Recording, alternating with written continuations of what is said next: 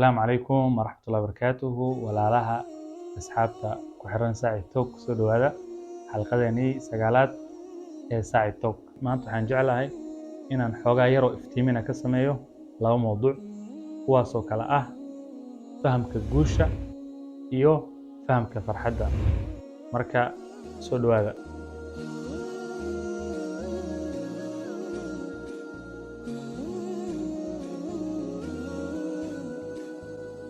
dabcan dhammaanteena waxaan raadinaa farxad guul iyo horumar nololeed taasina waa waxyaabaha bini'aadanka dunidan wada nool ay u cararaan tusaale qofka uu guursanaya wuxuu rabaa inuu dhisto reer farxad leh oo baraare ee barwaaqo leh lagu faraxsan yahay qofku wuxuu rabaa inuu shaqaysto lacag samaysto lacagta maxaa ku soo xiga inuu guri gato horumar weyn samaysto waxaas oo dhan maxuudan uga leeyahay inuu naftiisa u raadiyo deganaansho farxad iyo xasilooni haddaad buugaag akhriso haddaad muuqaal daawato haddaad dad la sheekaysato haddaad meel walba aad tagto waxaad arkaysaa dadka mar walba ayagoo ka hadlayaan waxaan rajaynayaa inaan guul gaaro waxaan rajaynayaa inaan heer sare gaaro waxyaabahaasaa laga hadlaa marka su-aasha isweydiinta mudan waxay tahay arrintaas aan ka hadlayno ee farxadda iyo guusha ah lama gaari karo ama guul lagama soo hooyin karo sidoo kalena wax badan lagama dheefi karo haddaanan anaga aan dib u fiirinin hadafka iyo yoolka aadanaha dunidan ilaahay uu keenay taasoo ah inuu qofka dib ugu laabto waxa ilaahay uu koonkan ugu keenay yacni hadafka laga leeyahay iyo waxyaabahaas oo dhan ereyada badana la isticmaalo oo kale marka laga hadlayo guusha iyo horumarka waxay isticmaalaan dadka najaax ama guul hebel noloshu ku guulaystay hebel guul uu gaaray hebel xil sare loo magacaabay hebel waxbarashiisa uu ka miri dhalay hebel waxaas uu sameeyay marka ereyga guul ayaa la isticmaalaa guul carabiga waxyaabo macno badan uu keenaa laakiin macnaha ugu badan ee carabi la isticmaalo waxa najaax ayaa la isticmaalaa fulaan waa qof naajix ah najaax allah marka guul haddii la fiiriyo guusha inuu aadanaha gaaro loogu talagalay haddii lagu beesgareeyo ereyga najaax ma noqonayo erey buuxinayo shuruudaas ee loo baahnaa sidaas darteeda aayadaha qur-aanka iyo xadiis nebiga najaax ereygaas badana lama isticmaalin marka la qeexayo guusha iyo horumarka bini'aadanka uu gaari karo adduun iyo aakhiraba laakiin waxaa arkaysaa ereyga fawz iyo ereyga kale ah falaax marka qur-aankana waa ku jirta xadiis nebigana waa laga helayaa marka waxaan isweydiinaynaa farqiga u dhexeeya ereyga najaax iyo fawz iyo falaax maxay kala yihiin marka tusaale haddaan soo qaadano matalan waxay dhahaan dadka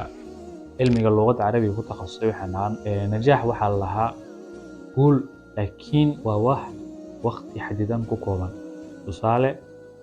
hebel lacaguu raadsaday wuu shaqaystay si u shaqaysanayay hantiluu noqday taas micnaheedu waxay ka dhigan tahay berri haddana hantida waa ka dhammaan kartaa hebel wax badan u haystaa maanta laakiin ma daa'im ma tahay berri maya marka ereyada laakiin fawz iyo falaax markaan sharaxno waxay ku dhigan tahay guul aad gaarayso iyo meesha ugu saraysay guusha la gaaro laakiin ay tahay mid sii daa'im sii ahaanayso saas darteeda qofka hadduu guusha ugu sarayso qofka mu'minka uu rajaynayo waxaa waaye guushaas oo ah inuu ilaahay dembiga u dhaafo markuu dhinto qiyaamaha lasoo saarana jannadiisa lagu abaalmariyo taas oo ah guul in muddo ah sii soconayso aan xad lahayn ama xindaab lahayn aayadda qur-aanka haddaan soo qaadano oo kale faman zuxziha cani nnaari wa udkhila aljannata faqad faaz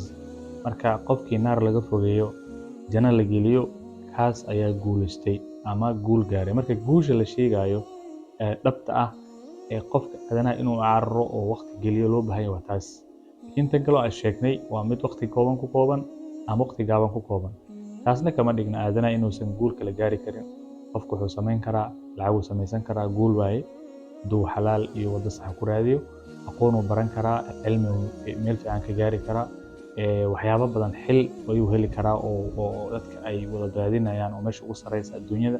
waa guul laakiin guusha laftirkeeda waxay kala tahay kala heer haddaan tusaale kale soo qaato salaada marka la adimayo waxaa ku jirto xaya cala alfalaax xaya cala alfalaax marka addoommada ilaahayow usoo carara usoo dhagtama guusha usoo aada oo haddaa helno ay noo sii daa'im noqonayso marka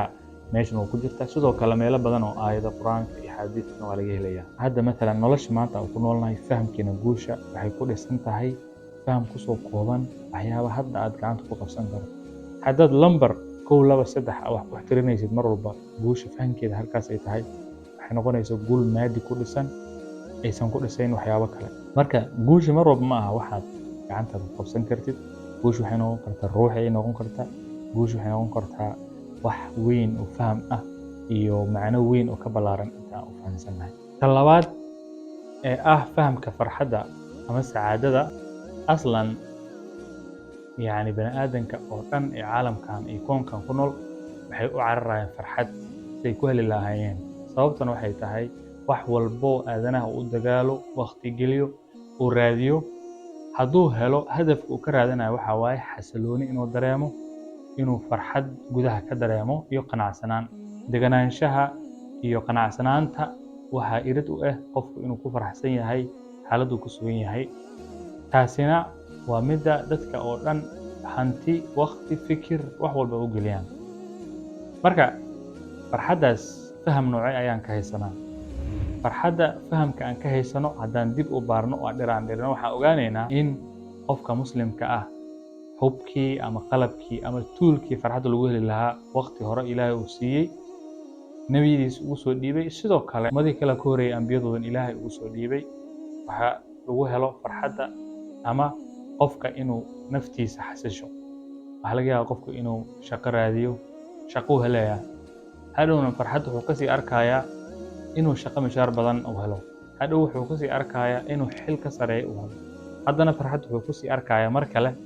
inuu arrimo kale sameeyo inuu ganacsi weyn lahaado uu sii ballaariyo. marka maalin walbo bani aadamka waxyaabaha uu farxadda ku helayo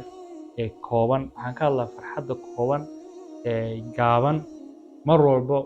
ma aha mid reegto ee qofkana muddo dheer uu ku helo deganaansho.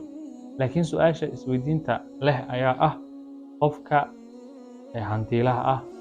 ee ugu qanisan ugu hanti badan waxa ka maqan ayaa sidoo kale ka maqan qofka ugu hantiyar ugu faqiirsan ama la dhaho waxyaabaha maadiga uusan haysanin. marka labadoodaba maxay u wada baahan yihiin? labadoodu waxay u baahan yihiin sacaadada dhabta ah. sacaadada dhabtana intee laga helayaa? sacaadada dhabtana dhammaantiin waad ognahay marka horaaba idiin sheegay tuulka ama qalabka sacaadadaas lagu samaysanayo waan haysanaa. laakiin keliya waxaa naga maqan inaan adeegsano oo qalabkii aan isticmaalno taasoo ah in uu fahmo qofka bani aadamka ah inuu raadiyo hadafka koonkan loo keenay taasoo intaanan farxadda la soo gaarin ka soo horeyso inuu fahmo siyaasadda iyo qaanuunka ilaahay koonkan aadana ugu sameeyey taasoo ah aayadda quraanka lagu soo koobay wamaa khalaqtul jinna wal insa illa liya'budun. marka cibaadada ilaahay ayaa noo uumay adduunka waa meel laga shaqaysto aakhirana meel miraha lagu gurto. marka adduunka inta la nool yahay farxadda iyo deganaanshaha waxa lagu helaa raali ahaanshaha eebbihii aadanaha uumay ee wax walba siiyey nolosha wax walba ku saabsan koonkan mas'uulka ah. anaga ahaan oo kale hadda dhalinyaro waxaan haysanaa waxyaabo badan oo ina mashquulinayo waxaan haysanaa waxyaabo badan oo inaan hadafkaas iyo sacaadadaas raadino naga mashquulinayo oo dhinac walba weliba ka daran intii umadihii ama dadkii naga weynaa ay qabeen. waxaa nala gudbo inaan sameyno horta in qofka identitygiisa uu ku faano uu qabsado uu ku dhego taasoo ah intaada islaamka aadan ka kaftamin. sax qofka dhalinyaraha dembi uu ku dhici karaa qofka dhalinyaraha yani qalad ka dhici karo cibaadadu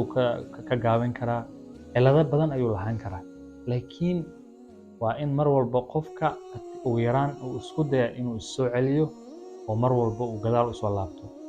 nafta iyo shaydaankan waxay kaaga sheekeynayaan mar walba aad cibaadada iyo acmaasha wanaagsan ee aad farxadda iyo xasiloonida iyo qaboonaanta ku heleed aad ka mashquusho waxay kuu sheegayaan meel xun aad gaartay meel laga noqdo ma lahan. marka taasna sax ma aha. midda kalena dadku waxay muudaan dhalinyarada in arrimaha diinta arrimaha oo ku saabsan cibaadaadka iimaanka iyo guud ahaan islaamka waxay u maleeyaan laba kooxood inay mas'uul ka yihiin. kow dadka duqowda noqday ama duqoobay caalamkanba waqtigooda ka dhammaaday oo inay dhintaan u dhow ayay ku habboon tahay. Kooxda kale loo tiiriya waxay tahay culimmada iyo dadka wadaadada iyo ahlul masaajidka. Okay, su'aashu waxay tahay qofka sheekha ah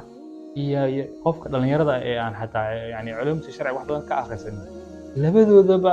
aakhiro waa la xisaabtamaya, labadoodaba acmaashooda ayaa lagu abaalmarinaya. Qofna qof kale mas-uulka ma ahan, qofna diintiisa qof kale mas-uulkuma ahan. Marka anaga dhalinyaro haddaan nahay, si walbo aan wax naga qaldan yihiin, si walbo ay cibaadaadka iyo arrimaha diiniga ugu yarnahay,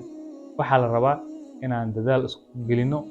aan isku dayno inaan is soo celino mar walbo aan xoogaa ka fogaano. Midda kale farxadana waa ku helaynaa, aan raadinayna iyo deganaansho nafeed waa ku helaynaa. Sidoo kalena hadduu ilaahayna waafajiyo oo dadaalkeena aan sii daa'imnana, aakhiro ajar iyo janno ayaan ilaahay uga helaynaa. Marka labadaas mawduuc waa labada tiir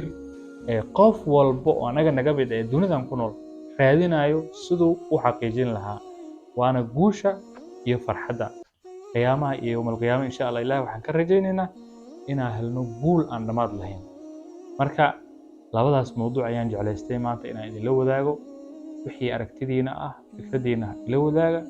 waxaan rajaynaa insha Allah wixii aan sheegay ee saxan inaad iga qaadataan, wixii iga qaldamayna inaad iga saxdaan. waxaan idin rajaynaa is arag dambe oo xiiso leh.